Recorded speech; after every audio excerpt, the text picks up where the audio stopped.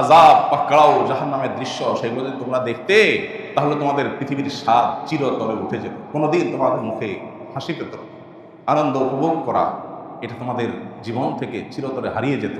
তোমরা বাসায় বাড়িতে আনন্দে দুনিয়ার ভোগ বিলাস নারী এই সব কিছুর যে আনন্দ তৃপ্তি এগুলো থেকে চিরকালের জন্য তোমরা হারিয়ে যেতে যদি তোমরা দেখতে আমি যা দেখি, আমি যা শুনি। রজব মাস আসলেই আমাদের স্মৃতিতে ভেসে ওঠে মেয়ারাজের কথা। আমাদের সমাজের মানুষের কাছেও রজব মাসটি মেয়ারাজের মাস হিসাবে সর্বাধিক পরিচিত।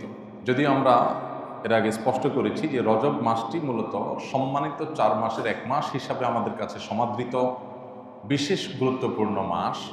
সেই সাথে অনেক ঐতিহাসিকদের মতে নবী সাল্লাল্লাহু আলাইহি ওয়াসাল্লামের জীবনের একটি অলৌকিক ঘটনা, তার জীবনে এক অলৌকিক অধ্যায় ঘটেছিল ইসরা এবং মেরাজের, সেটিও অনেক ইতিহাসবিদদের মতে এই রজব মাসে সংগঠিত হয়েছে।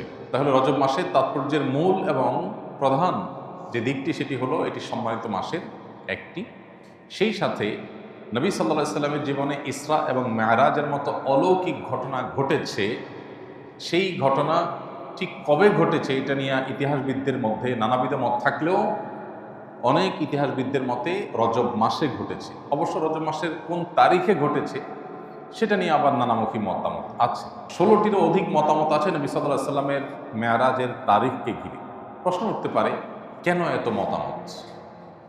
নবীজি সাল্লাল্লাহু আলাইহি ওয়াসাল্লামের মেরাজ এবং ইসরার ঘটনা ঘটেছে, এটি যখন মহাসত্য, দিনের আলোর মতো পরিষ্কার, বহু বিশুদ্ধ হাদিসে এটি প্রমাণিত, স্বয়ং কোরআনে আল্লাহ রাব্বুল আলামিন ইসরা সম্পর্কে আলোকপাত করেছেন, তাহলে যেই তারিখে এটি ঘটেছে, যেই রাতের কথা আল্লাহ কোরআনে বলেছেন, সেই তারিখটি, সেই রাতটি কোন তারিখ ছিল এটা কেন সংরক্ষিত না, বা এ বিষয়ে কেন বিশুদ্ধ হাদিসে কোনো বর্ণনা পাওয়া যায় না? ইতিহাসবিদরা বিভিন্নভাবে তারা ধারণা করে বিভিন্ন ক্লু থেকে তারা নানাবিধ তারিখের কথা বলছেন কেন। এর উত্তর হলো, যেই তারিখের সাথে বিশেষ কোনো করণীয় বা বর্জনীয় বিষয় সংশ্লিষ্ট থাকে, অর্থাৎ যেই দিবসে কিছু করতে হবে অথবা কিছু ছাড়তে হবে, এরকম স্পেসিফিক কোনো নির্দেশনা কোরআন বা সুন্নাহয় দেওয়া হয়েছে, ওই তারিখটি সংরক্ষণে সাহাবা ইকরামের কোনো ত্রুটি, কোনো কার্পণ্য ছিল না। কিন্তু যেই ঘটনা বা যেই তারিখকে কেন্দ্র করে ইমানদারদের জন্য বিশেষ কোনো কর্মসূচি নেই, বিশেষ কোনো করণীয় বর্জনীয় নেই, সেই তারিখটা ঠিক কবে এটার সংরক্ষণ নিয়ে সাহাবা ইকরামের বিশেষ কোনো মনোযোগ বা বিশেষ কোনো আগ্রহ সচরাচর থাকতো না। এর অন্যতম কারণ হলো, আজ থেকে সেই 1450 বছর আগের বিশ্ব বাস্তবতায় মানুষ আজকাল যেরকম দিবস কেন্দ্রিকতার মধ্য দিয়ে আমাদের জীবন আমরা পার করি, তখন দিবস কেন্দ্রিকতা এতটা ছিল না। বেশি আগে যেতে হবে না, 1450 বছর তো বহু পূর্বের কথা। আমরা আমাদের সমাজ বাস্তবতা যদি তাকাই, দেখতে পাবো যে অনেক মুরব্বী আছেন বা 40-50-এর বেশি বয়স যাদের অনেকেই আছেন, তার জন্মের এক্সাক্ট তারিখটা কত তিনি বলতে পারবেন, কিন্তু তার ছেলে মেয়ের জন্ম তারিখ প্রত্যেকটা একেবারে ছোটস্থ মুখস্থ। আমি কি সঠিক বলেছি? কারণ কি? পেটে ভাতই ছিল না, জন্মদিবস করতে পালন করবে, ভাত জোগাড় করতে কষ্ট হয়েছে, আবার জন্মদিবসে কেক কাটবে, এই সুযোগ ছিল না। আর এখন যেহেতু কেক কাটাকাটির ব্যাপার আসছে, কালচার আসছে, খ্রিস্টানদের ভায়া হয়ে আমাদের মধ্যে আসছে, অগ্নিপূজক থেকে খ্রিস্টানদের কাঁধে, তাদের থেকে মুসলমানরা জেনে হোক না জেনে হোক, জেনে হোক না জেনে হোক, বুঝে হোক না বুঝে হোক, সেটাকে আজ ধারণ করছে। এখন আমাদের পেটে ভাত তরকারি হয়ে মাশাআল্লাহ কেক কাটার টাকাও আছে। যেহেতু আছে, অতএব ছেলে কবে জন্ম নিল, মেয়ে কবে জন্মদিন হলো, জন্মদিবস উপলক্ষে তাকে উইশ করা, এগুলো এখন আমাদের জীবনের বাস্তবতায় পরিণত হয়েছে। এছাড়াও যেহেতু অফিসিয়ালি জন্ম নিবন্ধন করতে হয়, পাসপোর্ট বানাতে হয়, সার্টিফিকেটের জন্য স্কুল কলেজে মাদ্রাসায় দিতে হয়, সেজন্য খুব সঙ্গত কারণেই এখন জন্মের তারিখটা আমরা সংরক্ষণ করছি। অথচ আমরা অনেকে আছি যে নিজের জন্ম তারিখটা কবে এটা আমরা বলতে পারবো না, কারণ তখন এতটা নিড এটার ছিল না। তাহলে এবার 1450 বছর আগে যদি আপনি চলে যান, তাহলে এই নিড বিন্দু পরিমাণও ছিল।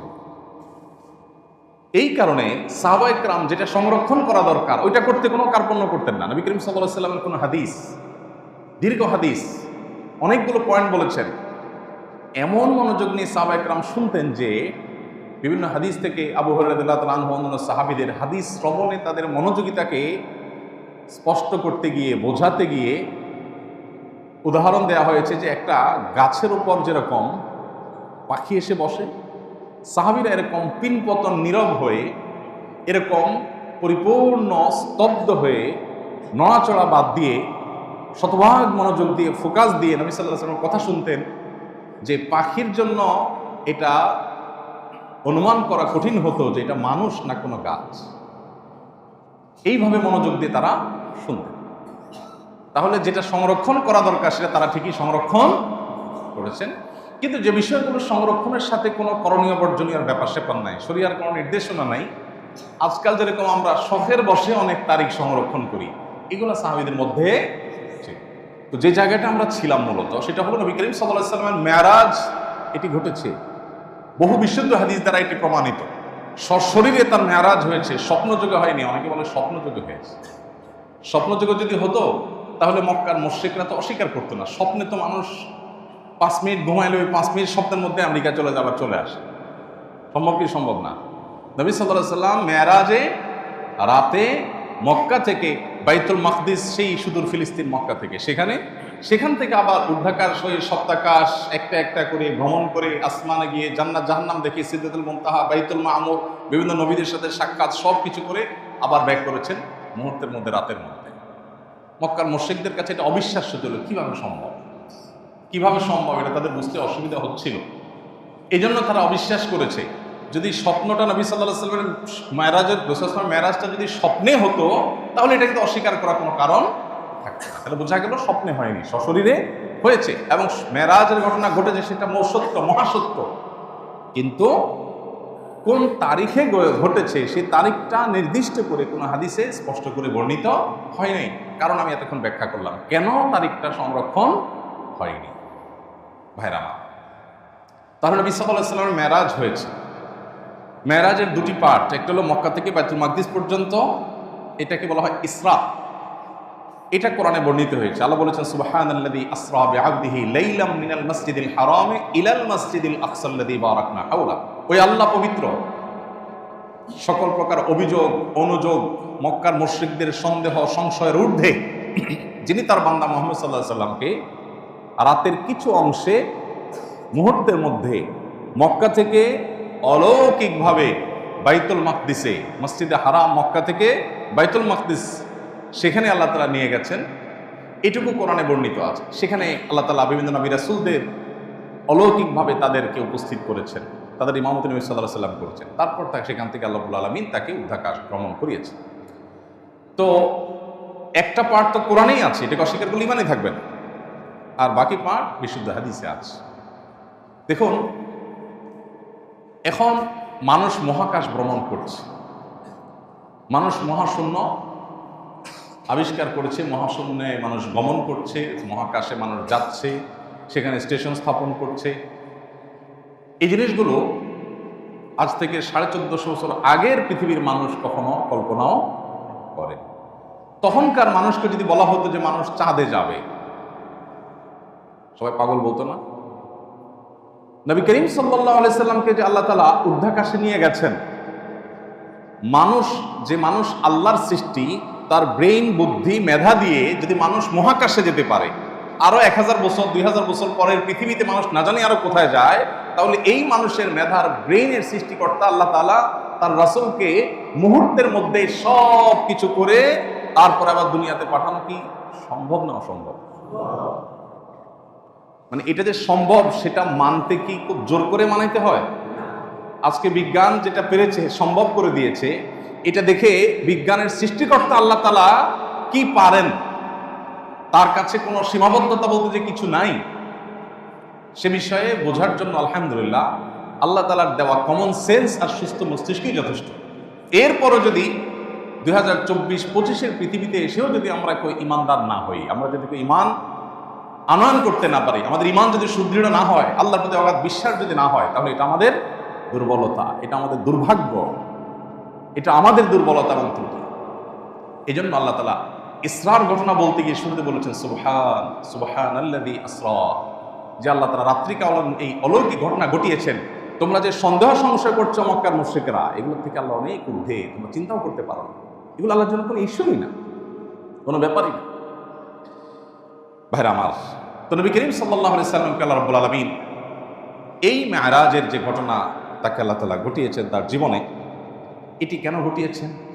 এর একটি কারণ, অনেক কারণের ভিতরে একটি কারণ হলো, আমরা জানি নবী করিম সাল্লাল্লাহু আলাইহি সাল্লামের জীবনে একটি বছর ছিল খুব কষ্টের বছর, যে বছরকে বলা হয় আমল হুজন, পেরেশানির বছর, কষ্টের বছর।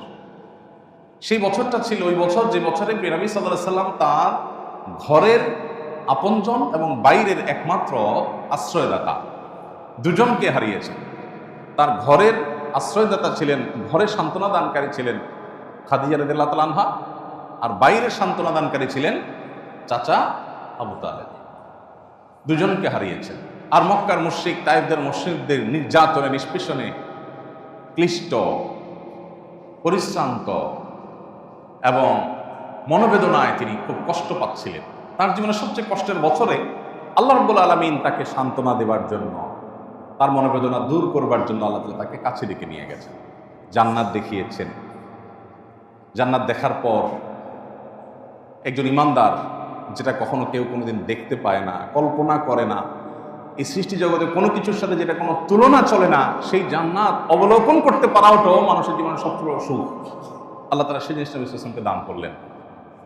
আল্লাহর সান্নিধ্যে আল্লাহ নিয়ে গেলেন, এক একটা আসমানে এক একজন নবীর সাথে সাক্ষাৎ করালেন।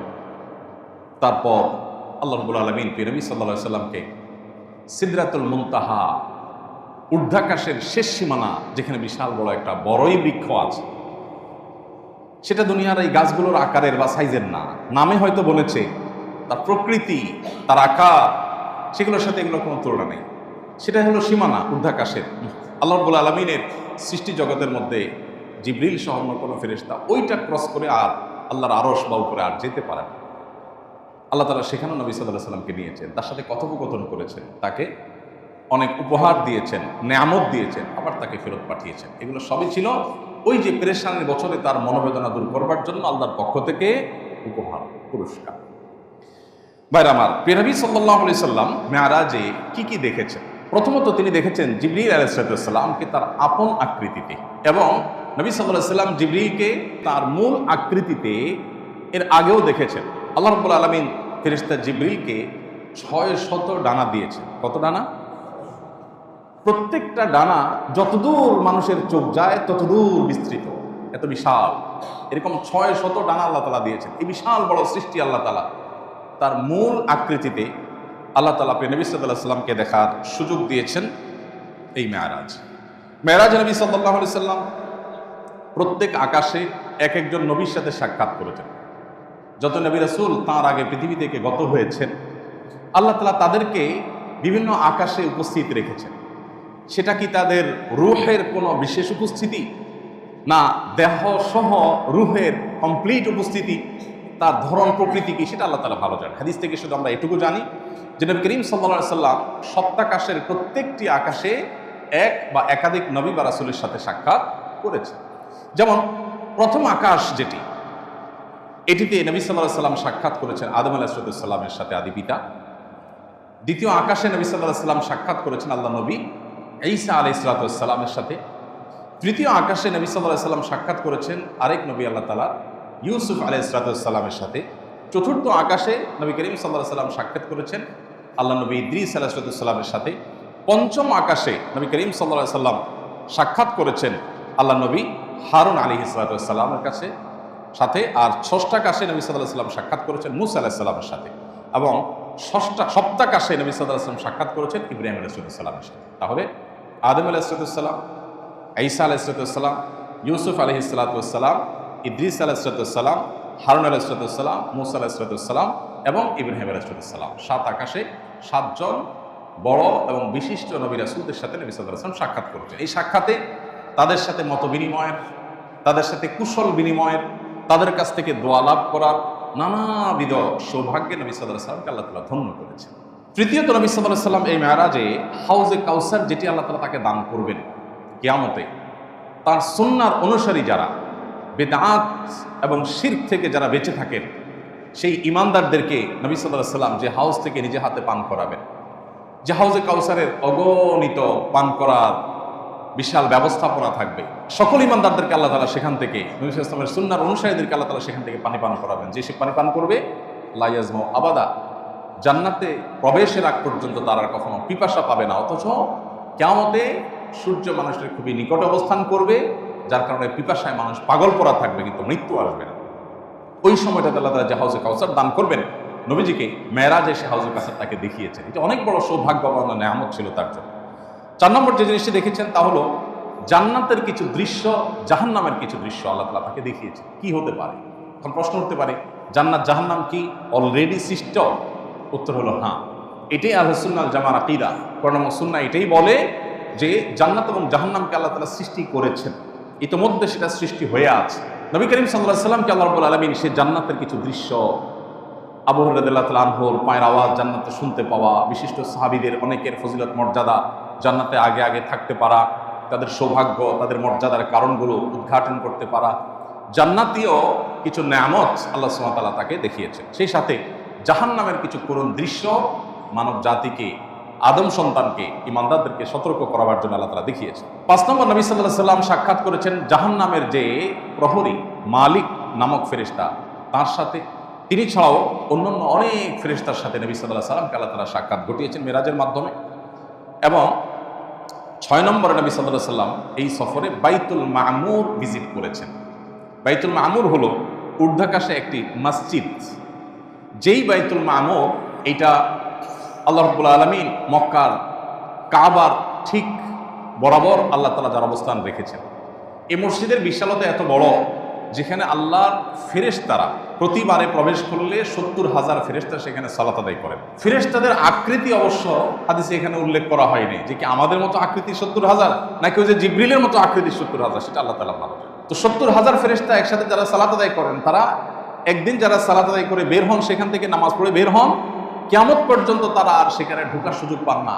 এরপরে নতুন 70,000 ঢুকে। এইভাবে আল্লাহ তাআলার ফেরেশতাদের সংখ্যা কত, একমাত্র আল্লাহ তাআলা ভালো জানেন। এই জন্য নবী সাল্লাল্লাহু আলাইহি ওয়াসাল্লামকে আল্লাহ তাআলা বাইতুল মামুর সাক্ষাৎ করার সুযোগ দিয়েছেন।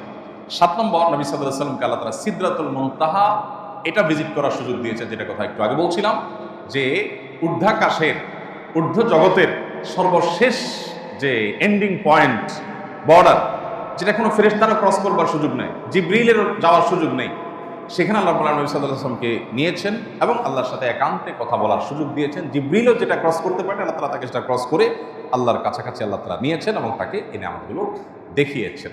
নবী করিম সাল্লাল্লাহু আলাইহি ওয়াসাল্লামের মেরাজের প্রাপ্তি নিয়ে অনেক আলোচনা করা হয়, খুবই সংক্ষিপ্ত সময়। তো এই অর্জনগুলো আল্লাহ তাআলা তার নবী সাল্লাল্লাহু আলাইহি ওয়াসাল্লামকে দান করেছেন মেরাজের মাধ্যমে। এবং এই মেরাজ থেকে আমাদের প্রাপ্তির জায়গা, নাম্বার 1, আমাদের প্রাপ্তির জায়গা হলো নবী করিম সাল্লাল্লাহু আলাইহি ওয়াসাল্লাম মেরাজে জাহান্নামীদের কিছু দৃশ্য দেখেছেন। আল্লাহ তাআলা তাকে কিছু দৃশ্য দেখিয়েছেন। সেই দৃশ্যটা দুনিয়াতে যেরকম দামি ক্লাস হয়, দামি অনেক কিছু হয়, হতে পারে জাহান্নামের ওইরকম একটা চিত্র যে এমন হবে, সেটা আল্লাহ তাআলা দেখিয়েছেন। আবার হতে পারে আল্লাহ তাআলা মূল এবং হাকিকতটাই দেখিয়েছেন। এর প্রকৃত রূপ কেমন ছিল, আলমুল গায়ব এবং অদৃশ্যের জগৎ সম্পর্কে কোরআন সুন্নাহ যতটুকু বলে আমরা ততটুকু শুধু ঈমান আনি, এর ডিটেইল আমরা নিজেদের থেকে ব্যাখ্যা করার সুযোগ থাকে। তো নবী সাল্লাল্লাহু আলাইহি ওয়াসাল্লাম জাহান্নামে যা দেখেছেন, সেখান থেকে আমাদের শিক্ষা গ্রহণ করবার সুযোগ আছে। যেমন মেরাজে আল্লাহর হাবিব সাল্লাল্লাহু আলাইহি ওয়াসাল্লাম যখন ফেরেশতার সাথে জাহান্নামের বিভিন্ন দৃশ্য দেখছেন, এর মধ্যে একটা দৃশ্য হলো যে তিনি দেখতে পাচ্ছিলেন যে কিছু মানুষ, তারা তাদের হাতে যে নখগুলো, এই নখগুলো সাধারণ আমাদের দুনিয়াতে যেরকম নখ থাকে এরকম পাতলা বা এতটা সাধারণ পর্যায়ের নখ না, সে নখগুলো দেখতে পাচ্ছেন জাহান্নামে কিছু লোক, তাদের নখগুলো হলো সবগুলো পিতলের, খুব শক্তিশালী, খুব ধারালো, ভয়ঙ্কর। এগুলো দিয়ে তারা তাদের চেহারা এবং বুককে তারা ছিঁড়ে ফেলছে, রক্তাক্ত করে ফেলছে। এটা অটোমেটিক, এটা সুস্থ স্বাভাবিক মানুষ তো নিজের চেহারা, নিজের বুক আশ্রবে না। কিন্তু এমনভাবে আল্লাহ তাআলা তাদের শাস্তি দিচ্ছেন যে তাদের এই হাত দিয়ে তাদের মুখ এবং বুককে তারা ছিঁড়ে ফেলছে, আবার সেটা স্বাভাবিক হচ্ছে, আবার ছিঁড়ে ফেলছে। এইভাবে এই শাস্তির মধ্যে তারা ডুবে আছে, এটা অটো হয়ে গেছে, আল্লাহ তাআলা ওইভাবে সেট করে ফেলেছেন তার জন্য। এই শাস্তি তাদের চলছে। নবী সাল্লাল্লাহু আলাইহি সাল্লাম সেখানে থামলেন, ফেরেশতাকে জিজ্ঞাসা করলেন, এই করুণ পরিণতি যাদের হচ্ছে এরা কারা, কি অপরাধে তাদের এই শাস্তি হচ্ছে? তখন নবী সাল্লাল্লাহু আলাইহি সাল্লামকে ফেরেশতারা জানালেন, এরা হলেন সেই সকল মানুষ যারা পৃথিবীতে মানুষের চরিত্র হনন করত, মানুষের অগোচরে মানুষকে নিয়ে সমালোচনা করে মজা পেত, গীবত শেকায়েত করত, মানুষের সম্মানহানি করত, মর্যাদা নষ্ট করত, মানুষকে অপমান অপদস্থ করত, মিথ্যা মানুষের বিরুদ্ধে নানাবিধ কথা তারা রটাতো, এগুলোতে তারা এনজয় করত, মজা পেত। আজ আল্লাহর তরফ থেকে তাদের জন্য এই শাস্তি, এবং এই শাস্তি তাদের জন্য চলমান থাকে। এরপর নবী করিম সাল্লাল্লাহু আলাইহি সাল্লাম আরেকটা দৃশ্য দেখলেন, সেটা হলো কিছু লোক তাদের ঠোঁট কাটা হচ্ছে আগুনের কেচি দিয়ে, একটা কেচি আগুনের, সেই কেচি দিয়ে ঠোঁট কাটা হচ্ছে, কেটে ফেলা হচ্ছে, কষ্টে চিৎকার চেঁচামেচি, আবার সেটা জোড়া লেগে যাচ্ছে, আবার কাটা হচ্ছে, এভাবে অনবরত এই শাস্তির মধ্যে তারা নিপতিত। নবী করিম সাল্লাল্লাহু আলাইহি সাল্লাম জিজ্ঞাসা করলেন ফেরেশতাকে যে এরা কারা? তখন ফেরেশতা বললেন, এরা হলো সেই সকল মানুষেরা যারা পৃথিবীতে মানুষকে অনেক লম্বা লম্বা নসিহত করত, উপদেশ দিত, মানুষকে কোরআন এবং হাদিসের কথা বলে সতর্ক করত, মানুষকে আল্লাহ ভীতি সৃষ্টি করার জন্য বলতো, কিন্তু তারা নিজেরা সেটা আমল করত। আল্লাহ তাআলা আমাদেরকে জাহান্নামের আযাব থেকে রক্ষা পাওয়ার তৌফিক দান করুন। ইয়াকুলুনা মা লা ইয়াফআলুন, তারা বলার সময় মানুষকে অনেক কথা বলে, নিজে আমল করেন। এই রোগ আমাদের অনেকের মধ্যেই আছে। এই রোগের সবচেয়ে বড় কাস্টমার বা এই রোগের সবচেয়ে বড় আতঙ্কের জায়গা রোগী হলেন আলেম ওলামারা, হাফেজরা, কারি সাহেবরা। আর আমরা যারা সাধারণ মানুষ আছি, আমরাও মানুষকে যে কথা বলি সেটা নিজে আমরা আমল করি না। আল্লাহ বলেছেন, আতা'মুরুনা আন-নাসা বিল বিররি ওয়া তানসাউনা আনফুসাকুম, মানুষকে ভালো কাজের কথা বলো আর নিজেকে ভুলে যাও, নিজে সে কাজটা করো না। এর ভয়ঙ্কর শাস্তি। সাল্লাল্লাহু আলাইহি সাল্লাম এই দৃশ্য দেখেছেন যে কিছু মানুষ আল্লাহর কিতাব তারা পড়ে কিন্তু আমল করে না, মানুষকে বলে নিজেরা আমল করে না। আল্লাহ তাআলা সেই দুর্ভাগ্য মানুষদের কাতারে যেন আমাদেরকে শামিল না করেন। আল্লাহ যেন আমাদেরকে সেখান থেকে আল্লাহ তাআলা হেফাজতে রাখেন, আপন অনুগ্রহে যেন আল্লাহ তাআলা আমাদেরকে জাহান্নামের আযাব থেকে রক্ষা করেন। এরপর নবী করিম সাল্লাল্লাহু আলাইহি সাল্লাম আরেকটা দৃশ্য দেখতে পেলেন, সেটি হলো কিছু লোক তারা জাহান্নামে রক্তের সমুদ্রে তারা হাবুডুবু খাচ্ছে, আর একটা পার্ট থেকে একজন ফেরেশতা আল্লাহ নিয়োজিত ফেরেশতা পাথর নিক্ষেপ করছে। এই পাথরগুলো নিক্ষেপ করে করে যখনই তারা কাছে আসতে চাচ্ছে, আবার পাথর নিক্ষেপ করে তাদেরকে দূরে সরাই দেওয়া হচ্ছে। এভাবে তাদের শাস্তি চলছে, যে রক্তের সমুদ্রে তারা হাবুডুবু খাচ্ছে আর পাথরের আঘাতে তারা রক্তে রঞ্জিত হচ্ছে, কষ্ট পেয়ে যাচ্ছে, কিন্তু তাদের মৃত্যু আসছে না। এইরকম পরিস্থিতিতে এই মানুষগুলোর যখন শাস্তি হচ্ছে, নবী করিম সাল্লাল্লাহু আলাইহি সাল্লাম সেটা দেখে ফেরেশতাদের জিজ্ঞাসা করলেন, এরা কারা? তখন ফেরেশতারা বললেন, এরা হলো সেই লোক যারা পৃথিবীতে সুদের কারবার করত, তাদের বুক কাঁপত না। আল্লাহ তাআলা যেটাকে এত জঘন্য হারাম ঘোষণা করেছেন সেটা তারা অবলীলায় করত। এই সুদখোরদেরকে, সুদের কারবার যারা করেছে তাদেরকে এভাবে শাস্তি দেওয়া হচ্ছে। এভাবে নবী করিম সাল্লাল্লাহু আলাইহি ওয়াসাল্লাম মেরাজে জাহান্নামীদের বিভিন্ন দৃশ্য এবং চিত্র তিনি দেখেছেন, তাকে অবলোকন করবার সুযোগ আল্লাহ তাআলা দিয়েছেন যেন তিনি আমাদেরকে সতর্ক করেন। তিনি সতর্ক হন। তিনি এই জন্য বলেছেন, ইন্নী আরা মা লা তারাউন আসমাউ মা লা তাসমাউন, আমি যা দেখি তোমরা তা দেখো না, আমি যা শুনি বা শুনেছি তোমরা তা শুনো না। আমি যা দেখি আল্লাহর আযাব পাকড়াও জাহান্নামের দৃশ্য, সেগুলো যদি তোমরা দেখতে তাহলে তোমাদের পৃথিবীর স্বাদ চিরতরে উঠে যেত, কোনোদিন তোমাদের মুখে হাসি পেত, আনন্দ উপভোগ করা এটা তোমাদের জীবন থেকে চিরতরে হারিয়ে যেত। তোমরা বাসায় বাড়িতে আনন্দে দুনিয়ার ভোগ বিলাস নারী এই সব কিছুর যে আনন্দ তৃপ্তি, এগুলো থেকে চিরকালের জন্য তোমরা হারিয়ে যেতে যদি তোমরা দেখতে আমি যা দেখি, আমি যা শুনি। আল্লাহ তাআলা আমাদেরকে শিক্ষা গ্রহণ করবার তৌফিক নসিব করুন। নবী করিম সাল্লাল্লাহু আলাইহি সাল্লামকে মেরাজে আল্লাহ রাব্বুল আলামিন আরও অনেক জিনিস দিয়েছেন যেগুলো সংক্ষিপ্ত সমালোচনা করা সম্ভব নয়। 5 ওয়াক্ত নামাজ আমরা জানি মেরাজ থেকে তিনি পেয়েছেন, তার আগ পর্যন্ত 5 ওয়াক্ত নামাজের বিধান এই উম্মতের জন্য ছিল না। আল্লাহ তাআলা নবী সাল্লাল্লাহু আলাইহি সাল্লামের সাথে একান্ত আলাপচারিতার পর তাকে 5 ওয়াক্ত নামাজ দিয়েছেন। তবে প্রথমত এটি 50 ওয়াক্ত ছিল। 50 ওয়াক্ত নামাজ দিয়ে যখন পাঠালেন, তিনি ফিরে এসেছেন। মুসা আলাইহিস সালামের সাথে সাক্ষাৎ হলো। যখন ফিরে আসছেন, মুসা আলাইহিস সালাম বললেন, 50 ওয়াক্ত নামাজ আপনার উম্মতের জন্য কঠিন হয়ে যাবে, তারা পারবে না, দিনে 50 ওয়াক্ত নামাজ পড়তে গেলে তারা কিছু করতে পারবে না। আল্লাহর এই নির্দেশ মানাটা তাদের জন্য কঠিন হয়ে যাবে। এরা দুনিয়ার প্রতি অনেক আকৃষ্ট হবে, অনেক কাজে ব্যস্ত হয়ে যাবে। আপনি আল্লাহর কাছে যান, কমায় নেন। নবীজি আল্লাহর কাছে ফেরত আসলেন, বলেন আল্লাহ আমার উম্মতের জন্য এটা কষ্ট হয়ে যাবে, আপনি আর একটু কমায় দেন দায়িত্ব। 45 ওয়াক্ত দেওয়া হলো। এভাবে কয়েক দফা গিয়ে কমাতে কমাতে 5 ওয়াক্ত পর্যন্ত আসার পর নবী সাল্লাল্লাহু আলাইহি সাল্লাম সেটা নিয়ে আসলেন। আল্লাহ রাব্বুল আলামিন নবী সাল্লাল্লাহু আলাইহি সাল্লামকে সুসংবাদ দিয়েছেন যে 50 ওয়াক্ত নামাজ দিয়ে আপনার উম্মতকে যে এর বিনিময় আমি দিতাম, 50 ওয়াক্তের জায়গায় 5 ওয়াক্ত করে দেওয়া হলেও তাদের সুবিধার্থে এই 5 ওয়াক্তই যদি ঠিকমতো তারা আদায় করে, তাহলে 50 ওয়াক্তের যে বিনিময় এটা তাদেরকে দেওয়া হবে। নবী করিম সাল্লাল্লাহু আলাইহি সাল্লামের সাথে তিরমিজি বর্ণিত হাদিসে আমরা জানি যে ইব্রাহিম আলাইহিস সালামের সাথে সাক্ষাৎ হয়েছে যখন মেরাজে, তখন ইব্রাহিম আলাইহিস সালাম তার সাথে সাক্ষাৎ হওয়ার পর ইব্রাহিম আলাইহিস সালাম নবী সাল্লাল্লাহু আলাইহি সাল্লামকে বলেছেন, তোমার উম্মতকে আমার পক্ষ থেকে সালাম পৌঁছাবা। আমাদেরকে সালাম দিয়েছেন কে? ইব্রাহিম আলাইহিস সালাম। সালাম পৌঁছে তোমার উম্মতকে বলে দিবা, জানিয়ে দিবা যে জান্নাতের মাটি বড় পবিত্র, এর পানি বড় সুমিষ্ট, আর জান্নাত পুরাটাই কিন্তু খাঁখা শূন্য জায়গা। অতএব সেই জান্নাতকে যদি কেউ সুশোভিত করতে চায়, সবুজ শ্যামল করতে চায়, উপভোগ্য করতে চায়, সুন্দর উদ্যানে পরিণত করতে চায়, তাহলে সে যেন জেনে রাখে দুনিয়ার মতো সেখানে বীজ লাগিয়ে গাছ উৎপাদন করতে হয় না। সেখানে গাছ উৎপাদন করবার জন্য তোমার উম্মত যেন সুবহানাল্লাহ আলহামদুলিল্লাহ ওয়ালা ইলাহা ইল্লাল্লাহু আল্লাহু আকবার এই বাক্যগুলো যেন বেশি বেশি পাঠ করে। এই বাক্যগুলোর পাঠ এটাই জান্নাতে তার বিশাল বড় নেয়ামত রাজি ফলজ এবং নানাবিধ বৃক্ষ সেখানে উৎপাদনের কারণ হবে। অতএব তোমার উম্মত যেন এটা জেনে রাখে, তাদেরকে জানিয়ে দিও যে জান্নাত সেটার জন্য কিন্তু তাদেরকে পার্থিব জগৎ থেকে জীবদ্দশায় দুনিয়া থেকেই তাদেরকে কিন্তু সেখানে উৎপাদন করে তারপরে সেখানে আসতে হবে। এই বার্তা নবী সাল্লাল্লাহু আলাইহি সাল্লামকে ইব্রাহিম আলাইহিস সালাম দিয়েছেন আমাদের উদ্দেশ্যে। বিধায় এখান থেকে শিক্ষা গ্রহণ করে আমরা বেশি বেশি তাসবিহ, অবসর সময়ে আল্লাহর পবিত্রতা জ্ঞাপন, আল্লাহর একত্ববাদের স্বীকৃতি, আল্লাহর বড়ত্ব বর্ণনা এবং আল্লাহর প্রশংসা, এই বাক্যগুলো আমরা বেশি বেশি পাঠ করবো। সুবহানাল্লাহি ওয়ালহামদুলিল্লাহ ওয়ালা ইলাহা ইল্লাল্লাহু আল্লাহু আকবার। আল্লাহ তাআলা আমাদেরকে এই সব বাক্যগুলোকে বেশি বেশি অন্তর থেকে মহব্বতের সাথে উচ্চারণ করার, অন্তর থেকে ধারণ করার তৌফিক দান করুন। নবী করিম সাল্লাল্লাহু আলাইহি সাল্লাম তার মেরাজ থেকে আমাদের শেখার বিষয় অনেক। তার জীবনের সবচেয়ে কষ্টের বছরও আল্লাহ তাআলা তার জন্য সান্ত্বনার ব্যবস্থা রেখেছেন। আল্লাহ যে কোরআনে বলেছেন ইন্না মা'আল উসরি ইউসরা, নিশ্চয়ই মানুষের কষ্টের পরই কষ্টের সাথেই সুখ থাকে।